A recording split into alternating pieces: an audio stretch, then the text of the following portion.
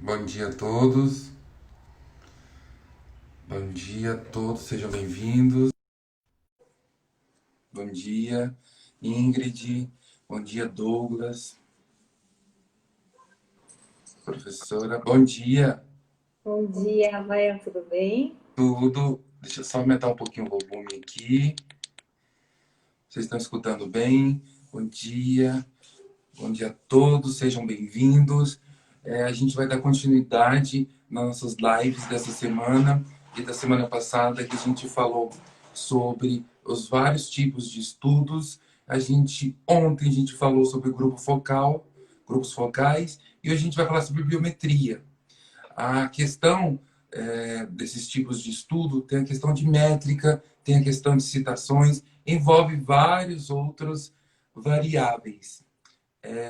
Tá o áudio tá ok, tá tudo certo. Eu queria que você apresentasse, professora Carla, se apresentasse, qual a sua formação, da onde você fala, e falar um pouquinho também como que a bibliometria está presente na sua vida profissional. Obrigada, Rafael. Bom dia, pessoal. Todo mundo me ouvindo bem?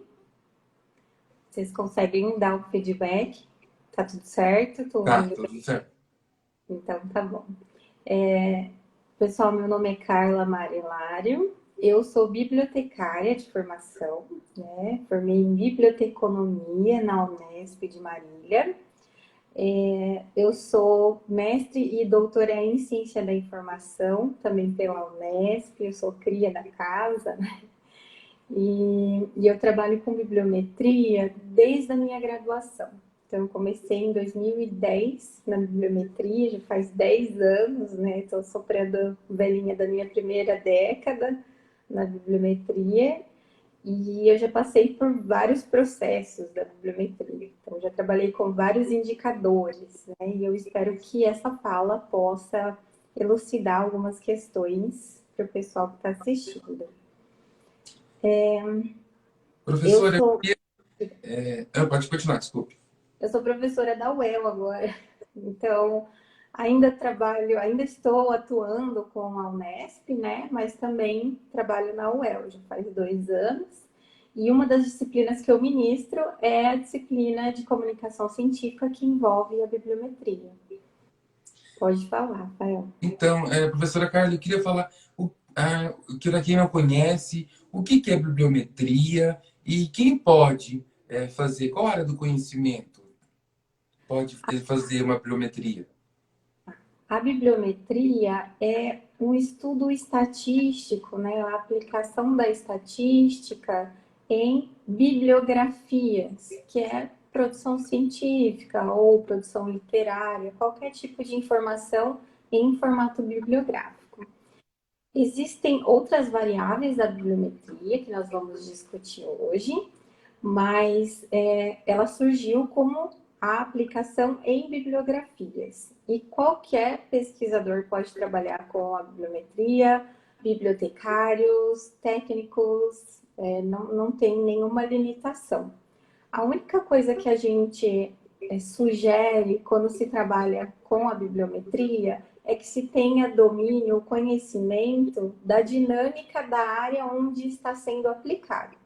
Por exemplo, eu quero fazer uma análise bibliométrica, um estudo bibliométrico na área de administração. Eu preciso conhecer a administração, a dinâmica organizacional da administração, para que eu possa trazer informações contextuais para essa quantificação que a gente faz. Então, eu não posso, eu, enquanto bibliotecária e cientista da informação, fazer uma análise bibliométrica da medicina, que é uma área que eu não tenho conhecimento, eu não sei como que funciona, eu não sei qual é a dinâmica. Isso não vai ser produtivo e não vai ser útil para a área, porque eu não vou conseguir analisar esses aspectos que serão identificados por meio da quantificação. Então, sempre que você, profissional, pesquisador, quiser trabalhar com a bibliometria, é interessante que você utilize essa bibliometria na sua área de atuação, para que você tenha condições de argumentar sobre esse comportamento da área. O Alex Bruno pergunta aqui, que vai complementar nosso próximo tópico aqui, a questão conceitual de bibliometria, né, e as vertentes. Ele pergunta qual é a diferença entre cientometria e bibliometria. Alex, a diferença em cientometria e bibliometria é o objeto de estudo. Na bibliometria, o objeto de estudo é a informação bibliográfica, ou seja, eu estou trabalhando com uma publicação científica, literária, enfim, é uma publicação. A cientometria vai analisar a ciência de modo geral. Então, ela se contrapõe, na verdade, se relacionam, mas uma não exclui a possibilidade de ser feita sem a outra. Por exemplo, eu quero fazer um estudo bibliométrico da produção científica de um programa de pós-graduação. Eu vou analisar as publicações desse programa de pós-graduação. Ah, mas eu quero fazer um estudo cientométrico desse mesmo programa de pós-graduação. O que eu vou analisar? Posso analisar parcerias com outras instituições, eu posso analisar a formação desses pesquisadores, o nível de titulação desses pesquisadores, quantos orientandos eles têm. Então, eu vou trazer informações que vão além da informação bibliográfica, além da produção científica. Eu vou buscar o contexto que esse pesquisador está inserido, o contexto de atuação dele, não focado só na produção científica. Tudo bem, Alex? Respondido? Carla, me fala um pouquinho com relação a gente falou da parte conceitual, do histórico, tem autores específicos que você pode indicar para quem quer conhecer? Uhum. Na verdade, existem vários autores. No Brasil, hoje, a gente está com uma diversidade muito grande de estudos métricos, né, de modo geral. E os precursores são aqueles principais autores, são aqueles que fundaram as leis bibliométricas, né, que a gente chama, que é a lei de Bradford, a lei de Lotka e a lei de Zipf. Essas leis são mais aplicáveis, elas são mais úteis para os profissionais da informação. Então, eu não vejo tanta vantagem de se utilizar leis bibliométricas se o interesse não é uma análise mais biblioteconômica. Outros autores surgiram por aí, existem alguns estudos também que fazem uma alusão mais à produção, à ciência de modo geral, sem olhar para esses aspectos biblioteconômicos, que foi o surgimento, né? E podem ser utilizados como uma fonte de informação preliminar para os estudos bibliométricos, como o autor Macias Chabula, né, que trabalha com qual é a diferença entre a bibliometria, com a cientometria, a informetria, o que significa isso, qual é o objeto de estudo, que tipo de análise eu consigo fazer. Então, esse é um dos principais autores. Entre os autores contemporâneos, eu já vou puxar a sardinha para a minha instituição, mas também mostrar a importância dessa produção científica para a área. Tem um livro que é Estudos Métricos na Informação, que é da professora Eli Francina Tanuri de Oliveira. Esse livro é bem recente, ele traz todo o panorama das metrias, não só da bibliometria, embora faça um estudo cientométrico, ele serve como um compilado para esse contexto da bibliometria. Então, é um dos livros que eu recomendo. Se eu puder depois deixar o link para vocês, ele está disponibilizado online, então o pessoal pode baixar tranquilamente. E daí o pessoal pode acessar também e buscar outras fontes que estão nesse livro. Depois a gente põe na fonte aqui. Isso. Esse vídeo vai ficar salvo, a live vai ficar salvo na nossa bio aqui no Instagram e logo depois a gente vai levar para o nosso canal no YouTube. A gente vai pôr a questão dos autores ou recomendações que ela faz logo depois do final da live, tá? Isso mesmo, obrigada. Com relação a esses autores, tem várias contribuições. Eu queria ver com você, quando fala nesses indicadores de artigos, coisas atuais, antigamente não tinha isso, né? Essa evolução que teve. Atualmente a gente faz uso da questão do uso do computador. Não só para a questão da busca ativa de artigos, de produções, que eles também têm métricas. Eu queria que você falasse assim, nas produções, que métricas que eu encontro e falar um pouquinho desses programas que ajudam, auxiliam a gente nessa construção. Nós dividimos, não sei se é legal falar essa palavra dividimos, mas nós classificamos os estudos bibliométricos, de modo geral, por indicadores. Então, a própria FAPESP tem uma. Existem várias formas de classificar esses indicadores, né? Mas a gente utiliza muito da FAPESP, que são três indicadores: os indicadores de produção, os indicadores de citação e de ligação. O que é o indicador de produção? Eu vou avaliar a produtividade em diferentes níveis. Quero ver produtividade de autor, produtividade de instituição, produtividade, por exemplo, de informação na web. Então, tudo que tem a ver com quantificação, análise, contagem de uma publicação, ele entra no indicador de produtividade. Os indicadores de citação são os indicadores de impacto, que é se uma pessoa, um pesquisador é citado ou uma publicação é citada, ela tem um impacto na comunidade científica, ou seja, ela foi útil para alguma coisa. Se ela foi útil, ela teve uma visibilidade, né? Ela teve uma importância, e essa importância é materializada pela contagem de citações, contagem de menção, por exemplo. Quero falar sobre um tweet, quantas menções, né? Quantos retweets tiveram dessa publicação. Então, isso entra em contagem de citações, que são os indicadores de citações. Na produção científica, é muito comum a gente olhar para citações, né? Principalmente pesquisadores. Eu quero publicar algo, mas eu quero ser citado também.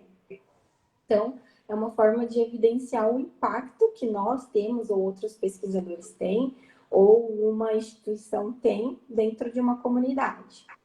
E os indicadores de ligação é a análise de correlação entre algumas variáveis.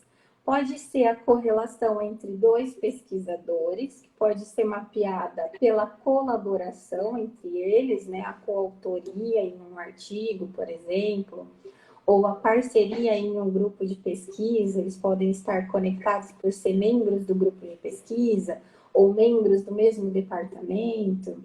Então, esses indicadores de correlação, de ligação, mostra a conexão e a associação entre dois indivíduos, duas publicações, dois termos e assim por diante.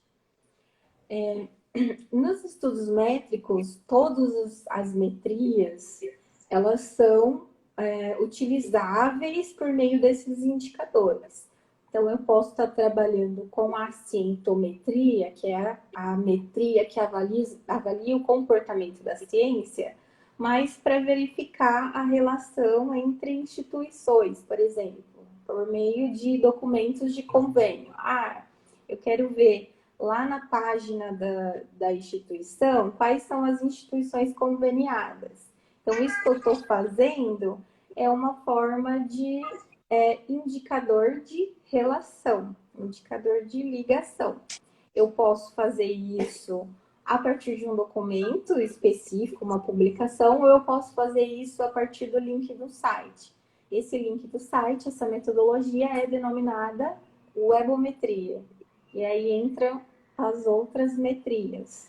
Então, conforme a gente utiliza uma técnica específica para um objeto de estudo específico, são desdobrando as novas metrias, que surgiram aí nas últimas décadas, né? Até na última década, consegui ver algumas metrias surgindo. E é isso que vai trazer essa conexão entre as metrias. Eu acho que agora a gente poderia falar um pouco sobre as metrias, né? Sobre Pode, os estudos métricos, que são pode. esses. os métricos, né? Tranquilo? Bom, vocês ouvem falar que além da bibliometria, existem os estudos métricos da informação. O que são esses estudos métricos? A gente está trabalhando com informação hoje em dia, né, em diferentes formatos. Então, eu tenho a informação na web, eu tenho a informação disponibilizada online, eu tenho informação em PDF, eu tenho um link, eu tenho uma publicação nas redes sociais e a ciência tem se expandido nesses diversos meios de comunicação.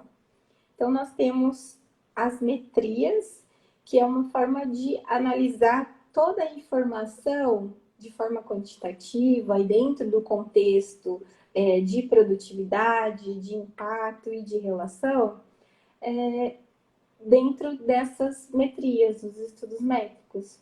Então, eu tenho a bibliometria, que vai trabalhar com a informação bibliográfica, a cientometria, na ciência de modo geral, a webometria, que vai trabalhar com os links, a associação entre links de uma instituição ou outra, de um pesquisador ou outro. A altimetria, que é bem recente, a altimetria surgiu em 2011, se eu não me engano, e analisa a produção científica ou informação científica dentro das redes sociais. Então, a gente pode trabalhar com sites de notícias, a gente pode trabalhar com o Twitter, com o Instagram, com o Facebook, tudo isso como uma forma de quantificar a informação. É interessante você falar que ontem a gente falando de grupos focais e na outra semana a gente falou de outros tipos de estudos. Várias técnicas podem ser empregadas, não somente uma. A questão da triangulação de métodos. Quando você falou de dados de internet, logo a gente vai fazer uma live sobre isso, sobre a netnografia, né, que é muito recente também, é um desdobramento da etnografia, que é também um tipo de estudo, que é muito interessante a gente falar sobre isso, mostrar que existe e tem como um campo de análise. Só para você dar continuidade, uma pergunta que é sobre o que você está falando, Freitas está perguntando o seguinte, qual a diferença entre pesquisa bibliográfica e pesquisa bibliométrica? A diferença entre pesquisa bibliográfica e bibliométrica é bem simples. A bibliométrica vai analisar metadados dessa informação. Então, por exemplo, o que de bibliométrico você quer identificar nessa produção científica? Quer identificar autor? Quer identificar autores citados? Ou autor do trabalho mesmo? Autor da publicação? Ou eu quero analisar a correlação entre os autores por meio da coautoria, ou a cocitação de autores, que é a correlação de autores que foram citados no mesmo trabalho. Então, eu vou trabalhar com metadados na bibliometria. Eu não vou trabalhar com com o objeto em si. Eu vou trabalhar com informações sobre aquele objeto. Então, essa é a diferença. A bibliometria ela vai ser sempre a quantificação de metadados de uma produção científica ou de uma produção literária. Então, eu nunca vou usar a relação texto, né? Eu nunca vou trabalhar com texto ou com informações de dentro do arquivo. Ela também pergunta como são sistematizadas as referências literárias para a construção de dados bibliométricos? Essa é uma pergunta bem chata, viu? Na verdade, o que é chato é fazer. Existem agora nas bases de dados um compilamento. Então, algumas bases já até traz essa informação bem redondinha, pronta. Mas para quem é da velha guarda e teve que fazer muita coisa na mão, a gente faz manual. Algumas bases de dados não têm essa possibilidade de extração. Por exemplo, a Cielo mesmo não tem. Se a gente quiser trabalhar com o portal da CAPES também não tem. Então, a gente tem que fazer manual.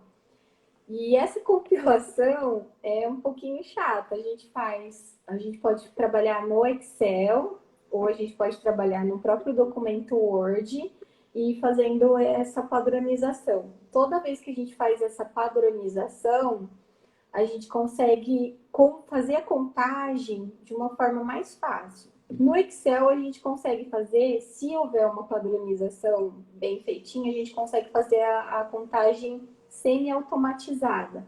Mas o processo de extração e organização vai ser manual. Então, daí vem os softwares, né? Aí a gente trabalha com, por exemplo, o Excel. O mais tradicional, a gente trabalha muito com o Excel, né? Tem o BibExcel também, que é um Excel para informações bibliográficas. Ele é bem simples, não tem muitas funções assim que facilitam o nosso processo, né? Mas alguns pesquisadores gostam de trabalhar com BibExcel. Não me oponho, eu prefiro trabalhar com Excel mesmo. E tem alguns softwares mais sofisticados, como o VantagePoint, que não é um software gratuito, que tem uma licença cara, e que a gente não consegue ter um beta tester ou uma trial. É uma versão mais... eu uso bastante o Vintage, mas vinculado mesmo, porque é meio salgado.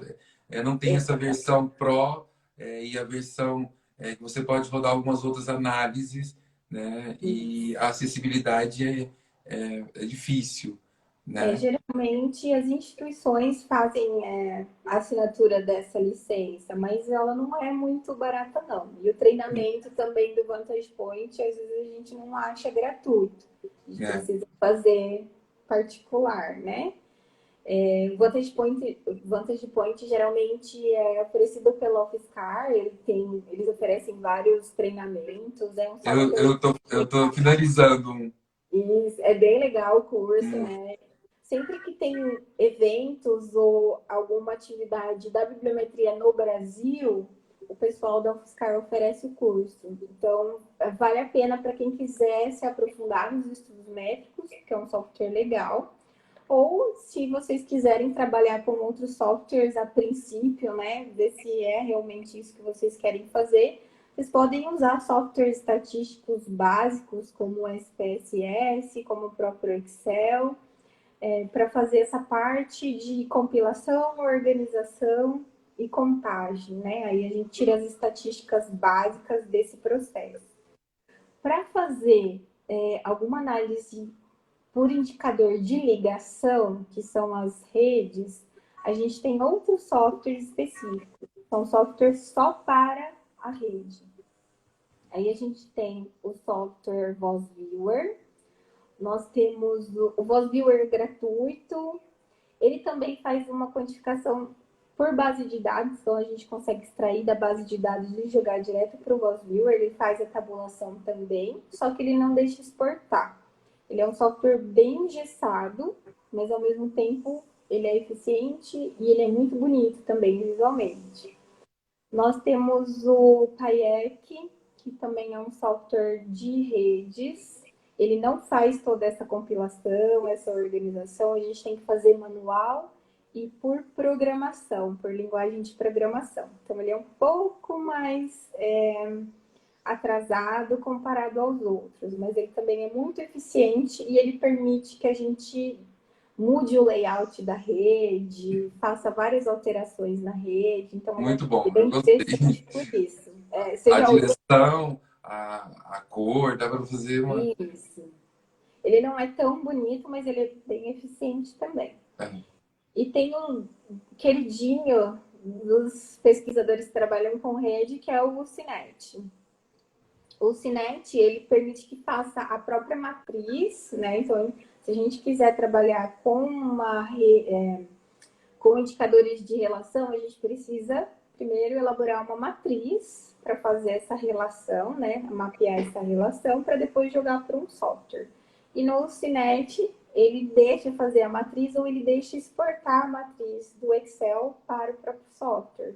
Então, ele também é super legal. Não é gratuito, mas ele tem uma licença de 1 mês gratuita para teste. Então, o pessoal acaba usando muito essa licença quando quer fazer um estudo, né? Vou fazer um estudo para ver como funciona. baixa essa licença, usa por um mês, depois ele vai expirar, se precisar usar de novo, baixa de novo, né? Mas não é tão caro quanto o Vantage Point, mas também ele é um software para redes, ele não vai trazer outras formas de tabulação.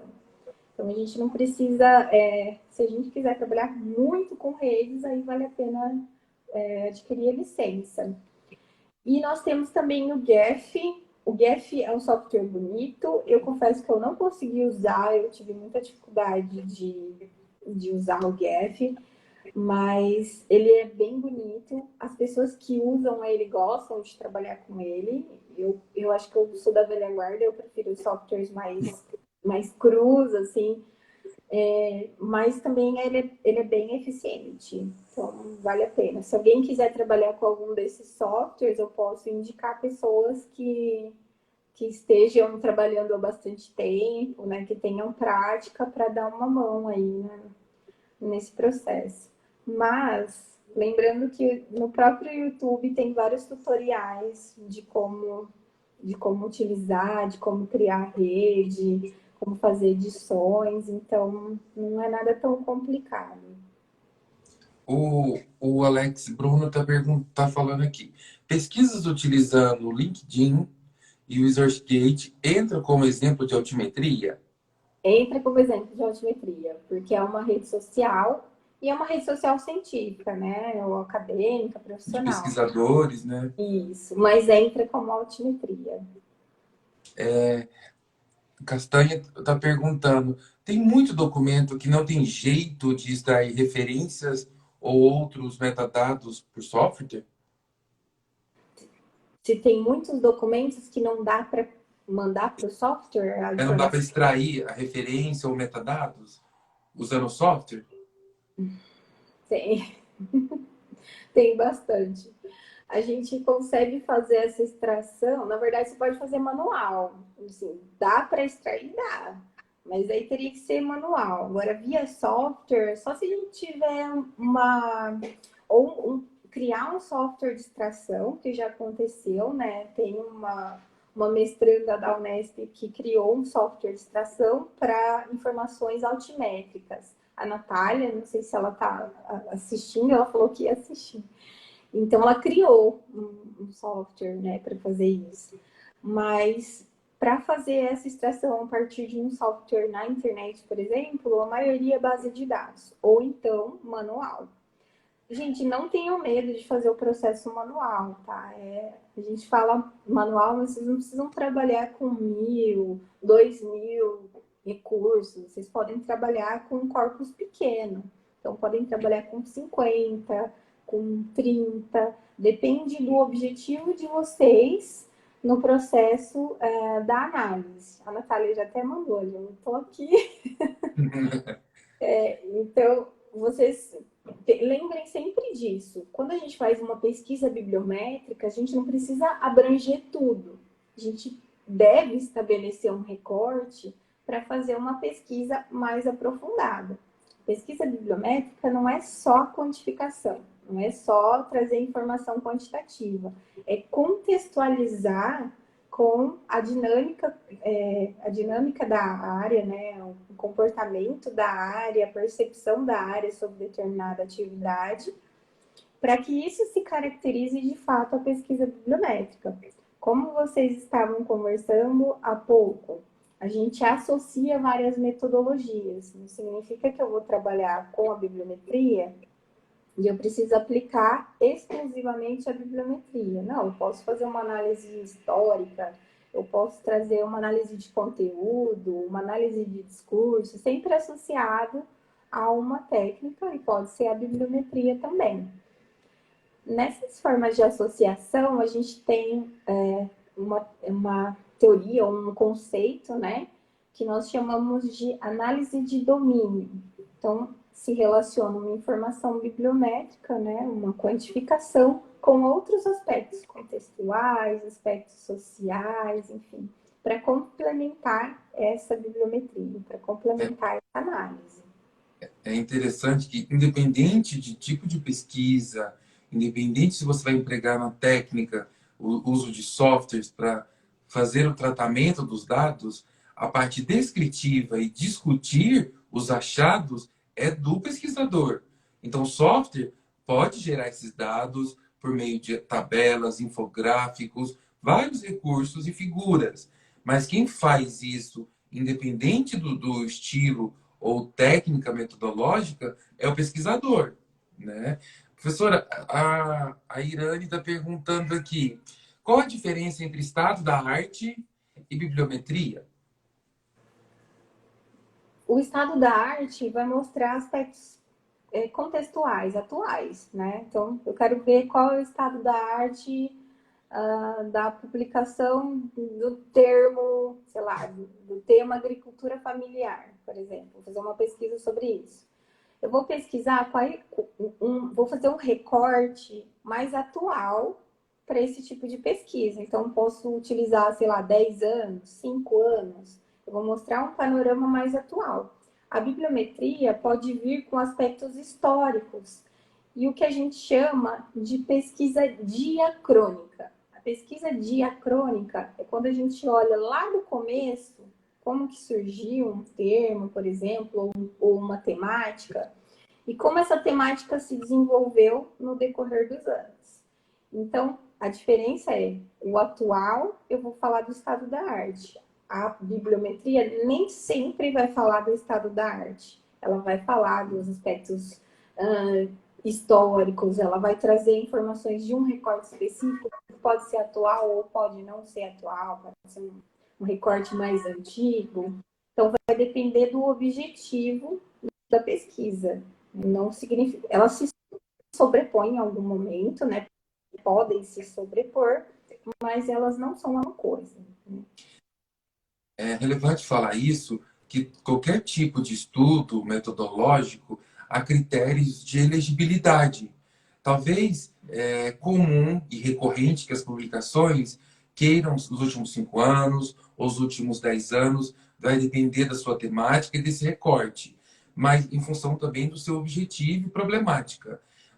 O que eu falo para os meus alunos é o seguinte, eu posso... Travou, Carla? Carla? Escuta? Carla? Escuta. Deu uma travadinha. O que eu falo para meus alunos é o seguinte: esses critérios de elegibilidade para qualquer tipo de estudo, né? Alguns vão ser 5 anos, outros 10 anos. E é interessante que a gente fale o quê? Que se teve algum marco teórico dos últimos 7 anos, então você pode colocar dos últimos 7 anos. Foi lançada uma legislação, teve algum marco teórico, pode colocar, né? Pode fazer um recorte diferente. Não necessariamente tem que cumprir. Por exemplo, eu tenho uma aluna que ela... mas como que eu vou pegar só dos últimos 5 anos? É uma doença rara ou uma intervenção rara. Eu não vou achar nada de produções para minha análise. Então, você tem que ver a questão da sua temática, a delimitação e os objetivos da pesquisa. E não só a bibliometria, mas outros tipos de estudos, o pesquisador tem que lançar mão desses critérios.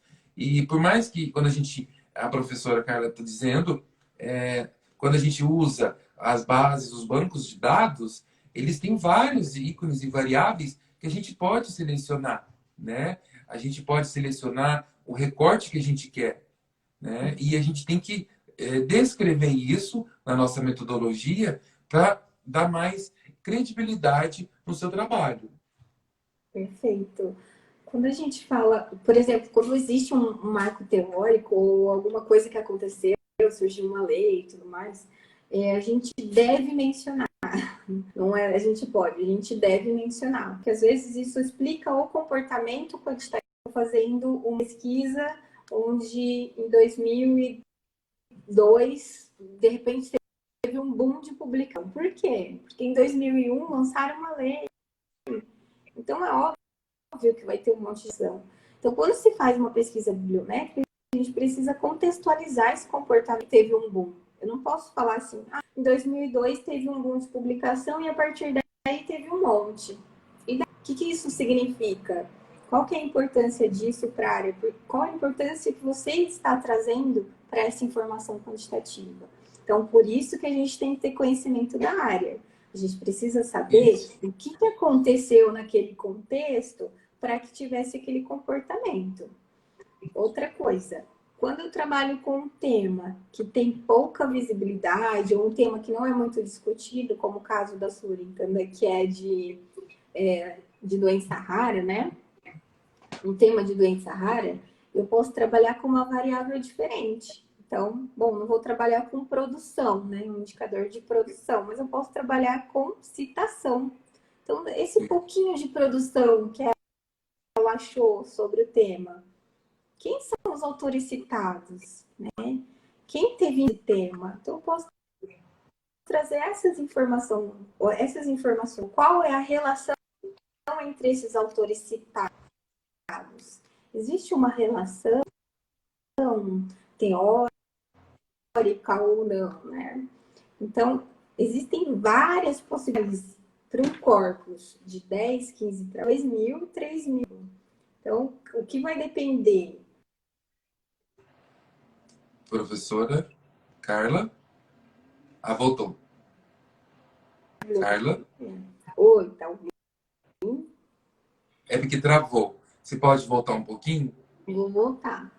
Então, independente do tamanho do corpus, se eu tenho um corpus pequeno ou um corpus maior, eu vou adotar uma metodologia específica. Então, se eu tenho um corpus menor, eu vou fazer uma análise mais aprofundada, vou trabalhar com correlação, vou trabalhar com impacto. Se eu tenho um corpus maior, vou trabalhar com produtividade, com uma estatística básica em relação a isso, uma análise diacrônica, que é algo que me permite ter mais informações.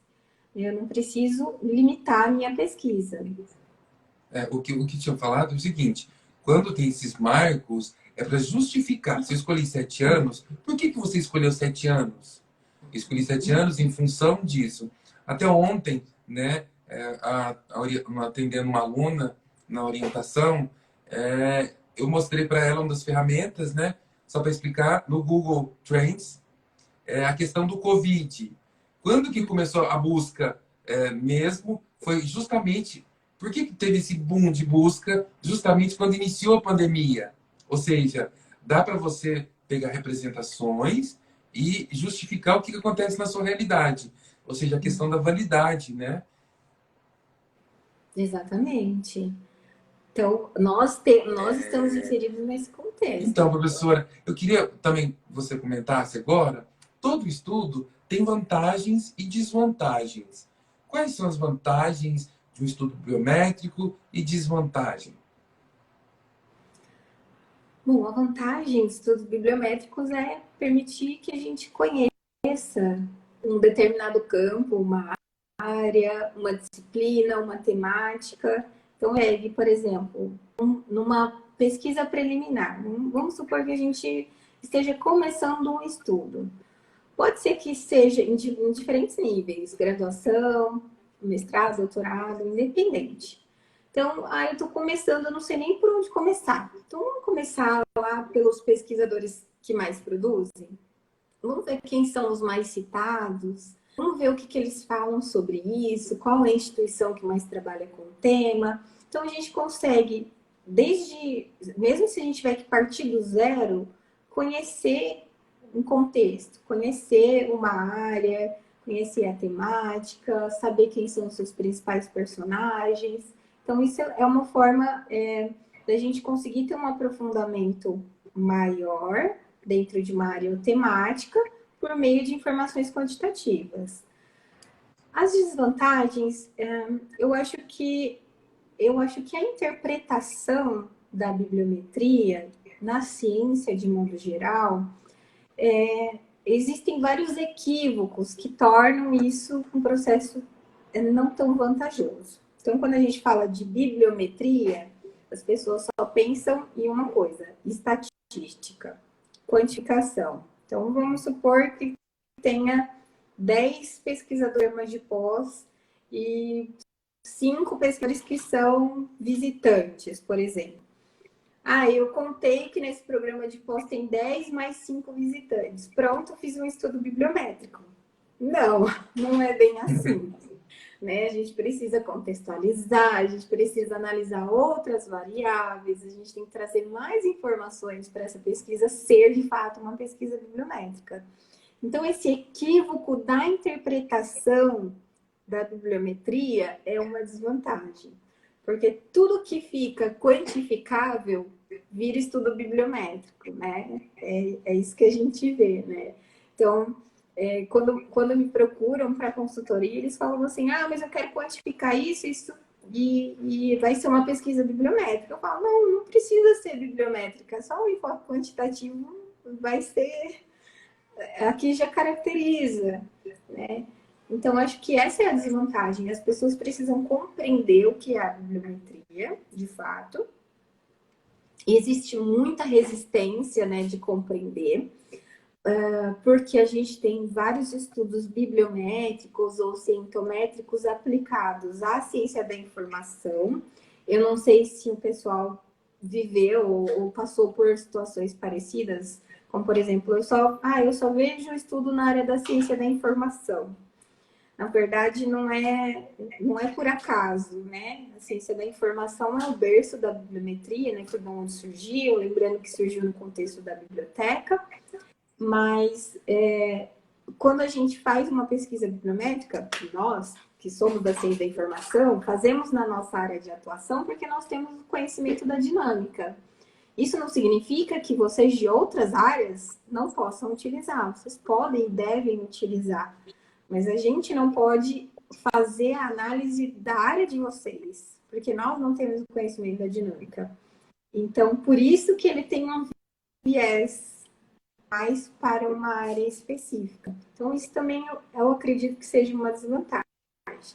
Mas aí vem a científica, né? Vem a possibilidade de participação de outros pesquisadores, ou a consultoria, ou essa disseminação do conhecimento que a gente está fazendo, que permite que pesquisadores de outras áreas também se apropriem da bibliometria e a utilizem na sua área.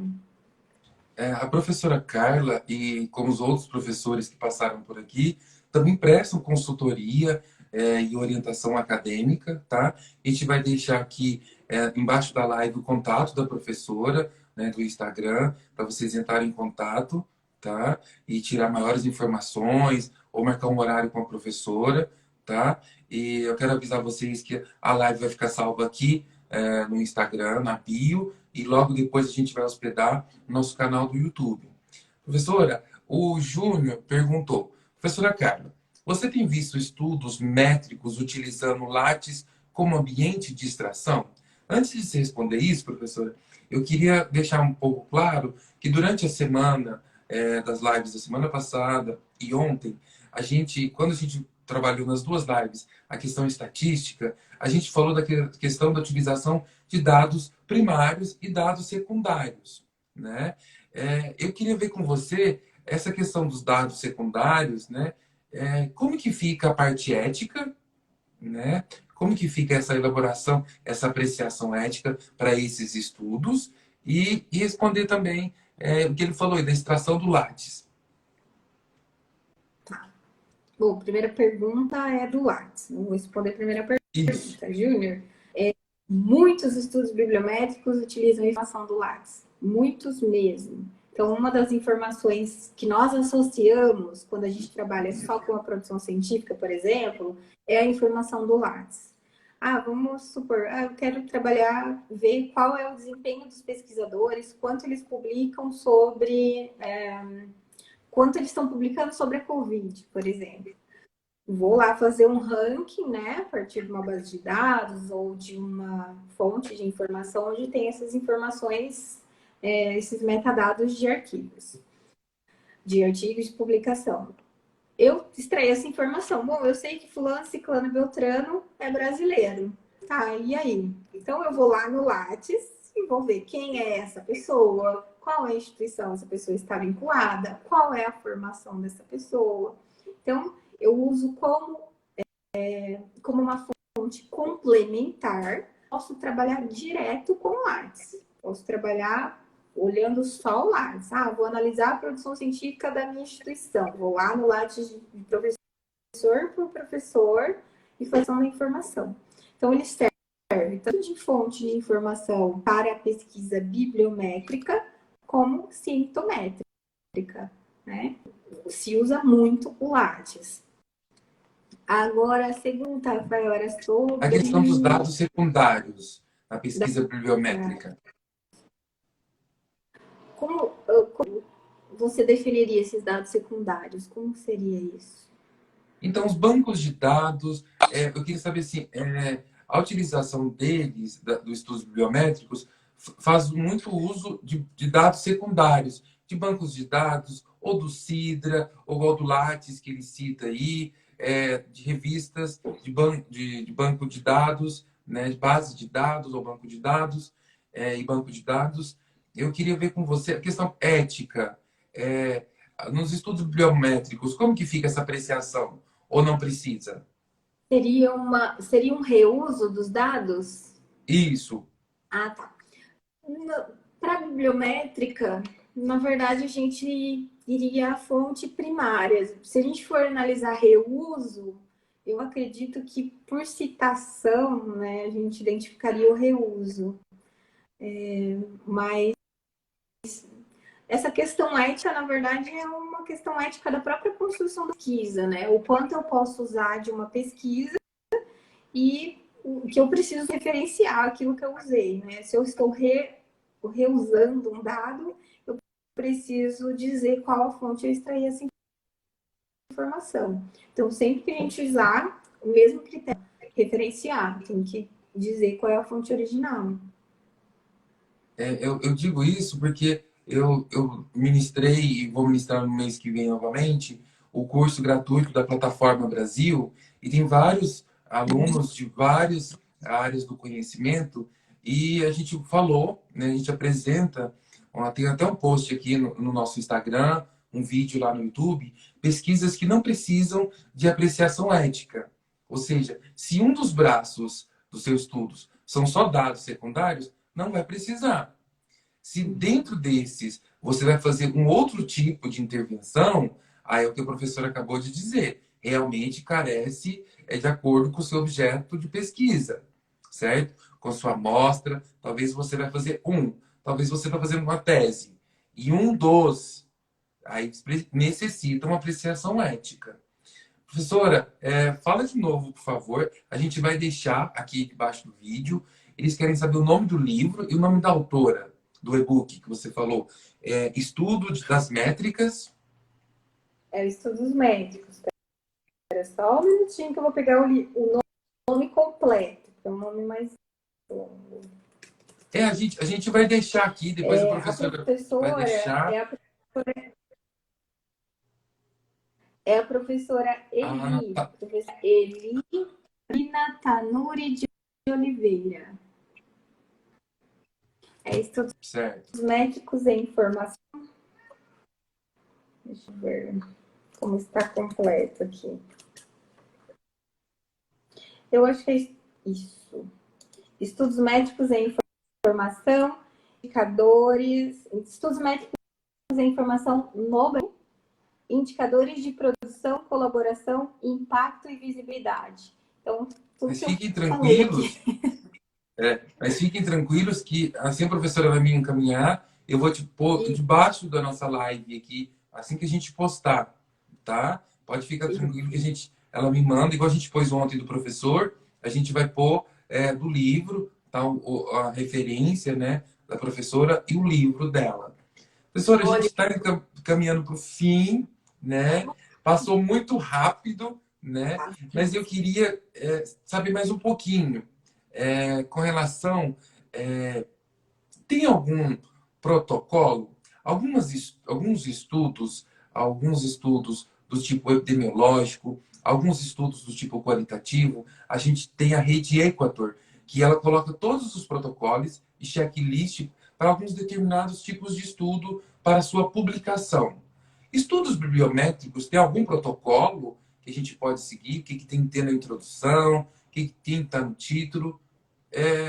E o título tem que estar descrito o estudo bibliométrico? Não tem um protocolo. Precisa estar descrito o estudo bibliométrico, até porque a gente quando nós que somos bibliometristas, quando fazemos estudos médicos, a gente não especifica mais. A gente acaba usando, às vezes, a técnica, né? Descrevendo a técnica. Ah, eu estou fazendo uma análise de colaboração, estou fazendo uma análise de citação. A gente nem menciona tanto estudo bibliométrico, né? Não existe um protocolo. A única coisa que a gente cobra, nós bibliometristas cobramos, é sempre contextualizar. Nunca eu posso fazer uma quantificação por fazer. Eu tenho que trazer informações do contexto, informações sociais, informações econômicas, informações históricas, não importa qual tipo de contexto eu vou dar para essa informação quantitativa, né? Mas eu preciso contextualizar, posso trazer só a quantificação, porque os números por si, eles não dizem nada. O que vai trazer importância para a pesquisa é o que aqueles números diz sobre aquela comunidade ou sobre aquele contexto. Então, sempre contextualizar. Não existe um protocolo. E todo mundo pode fazer bibliometria. Eu já recomendo que vocês comecem pelo livro da professora Eli. Lembrando, o livro tem duas partes, uma teórica e uma parte bem técnica. Foquem na parte teórica. Depois, quando vocês estiverem desenvolvendo a bibliometria, vocês olham para o lado técnico. Se a gente olhar só para a técnica, acaba se assustando, né? Mas não é tão difícil quanto parece, viu? Bom, pessoal, qualquer estudo metodológico, independente, qual ou quant, é que eu sempre falo, você não é obrigado a colocar nada. Colocou no seu trabalho, quer seja figura, tabela, quadro, você tem que descrever e depois desenvolver discutindo o que foi apresentado. Colocar um número isolado, fora de um contexto, fora ligando ou casando as ideias, né, a serem desenvolvidas, não vai ter finalidade alguma. É o que a professora falou, mas isso se aplica para todos os textos, para todos os tipos de estudo. Isso é muito importante na metodologia científica. A metodologia científica, independente da sua área de atuação, ela tem uma estrutura dorsal que vai ajudar o desenvolvimento de várias técnicas, de uma ou de várias, nos tipos de estudos.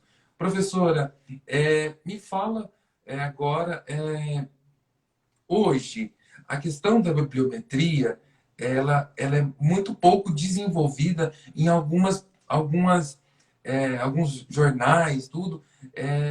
Não tem essa política editorial nas revistas, estudo bibliométrico, como tem revista, relato de caso ou série de casos, artigo original, artigo de revisão tem, resenha tem, mas estudo bibliométrico não tem.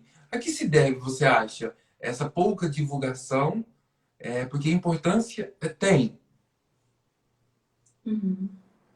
Eu acredito que essa categorização não tenha tanta importância para uma pesquisa bibliométrica, porque a gente faz uma pesquisa bibliométrica para mostrar, para conhecer uma área, né? Se for uma pesquisa mais básica, para conhecer uma área, para se apresentar um contexto para uma comunidade específica.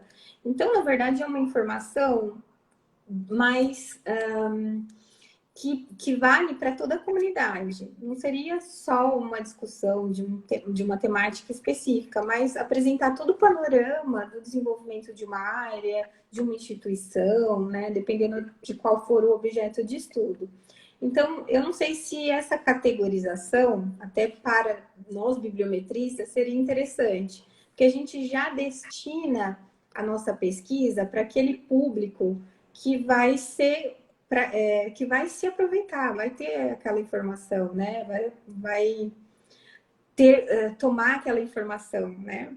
Então, a gente pensa, por exemplo, em grupos de trabalhos. Existem grupos de trabalhos específicos de estudos bibliométricos, por exemplo, mas que são aplicados em outras áreas. Para quem é bibliometrista, para quem já trabalha com a bibliometria, isso não é importante. A gente não quer saber como a pessoa aplicou a técnica, né? A gente quer que as outras pessoas daquele tema em especial se apropriem daquela informação. Então, não sei se eu posso estar enganada quanto a isso, mas eu acredito que essa categorização não seria eficiente nesse sentido, né? A gente já direciona a publicação para aquele público que vai se beneficiar com a informação. Então, essa categorização seria só um balaio de aplicação de técnica e não é interessante para nós e nem para a finalidade da bibliometria. Certo. É porque muitos alunos, né, quando procuram uma revista, vê as políticas de seção, né, política editorial. Até o Laelson que falou, olha, muito bem colocado, não existe um espaço específico nas revistas. Algumas classificam como artigo original, outras como artigo de revisão. Isso vai depender do seu objetivo de pesquisa, né? Professora, infelizmente, eu queria que você falasse mais um minutinho sobre a bibliometria para finalizar, resumindo e agradecer de antemão ter aceito. A gente vai ter que fazer outra que foi bastante proveitoso. De antemão eu tenho um convite para retornar aqui na agenda, despedir e resumir para a gente finalizar. Tá. Bom, pessoal, agradeço vocês, agradeço por participarem. Convido vocês a trabalharem também com a bibliometria. É um tema muito apaixonante. Eu sou suspeita a falar, mas é um tema muito apaixonante. A gente consegue descobrir coisas assim, trazer informações ou evidenciar comportamentos que a gente achava que não seria possível, né? Então, a bibliometria nos proporciona muitas vantagens na atividade científica, de modo geral, né? Então, sempre que eu trabalho com bibliometria, com outras áreas ou outros pesquisadores, eles ficam fascinados com os resultados, e não é por menos, né? Porque realmente são informações muito importantes que a gente consegue desenvolver. E eu sempre falo isso, eu falo isso para os meus alunos de graduação, não tenham medo da bibliometria. Qual da humanas, falou metria já quer sair correndo, né? Mas não tenham medo, existem vários níveis de aprofundamento da quantificação ou da estatística que é aplicada. Então, a gente pode também ficar mais no nível mais básico, sem sofrer muito, e ainda assim desenvolver um trabalho super legal. Então, conheçam a bibliometria, conheçam os estudos médicos e desenvolvam, pratiquem, procurem que a gente auxilia, a gente orienta. E estamos aí. Muito obrigada por tudo. Infelizmente, o cronômetro já está aqui para finalizar. Bom, muito obrigado, né, professora. A gente vai retornar. Eu queria falar para vocês, por experiência própria, eu busquei a questão de atualização e conhecer esse tipo. É passível de ser aprendido, de ser entendido e ser aplicado, tá? Muito obrigado a todos. A live vai ficar salva. Professora, muito obrigado, tá? Adorei nosso papo. A gente se vê na nossa próxima live, tá? Tchau, tchau, pessoal. Obrigada. Tchau, obrigada, pessoal. Até mais.